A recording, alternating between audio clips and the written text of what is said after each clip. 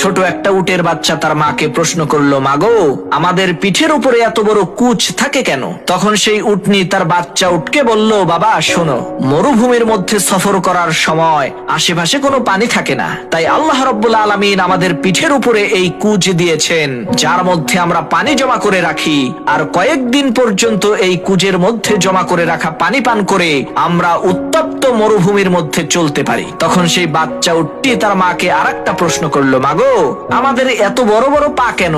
তখন সেই মা উটনিটি বলল, বাবা, আমাদেরকে মরুভূমির মধ্যে অনেক দূরে দূরে সফর করতে হয়, তাই আল্লাহ রাব্বুল আলামিন আমাদেরকে বড় বড় পা দিয়েছেন, যাতে আমরা খুব দ্রুতই রাস্তা অতিক্রম করতে পারি। তখন বাচ্চা উটটি বলল, মা, বুঝতে পেরেছি, এখন বলো আমাদের চোখের সামনে এত বড় বড় পাপড়ি কেন?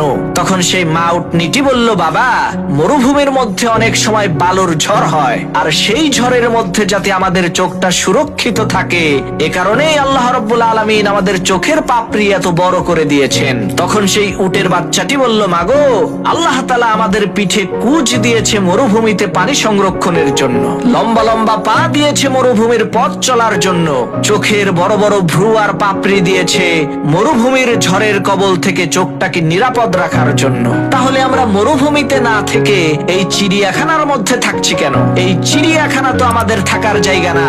প্রিয় ভাই আমার, আপনার মধ্যে যতই গুণ থাকুক না কেন, আপনি যদি সঠিক জায়গায় না থাকেন, তাহলে আপনি কখনোই আপনার প্রাপ্য মর্যাদা পাবেন না।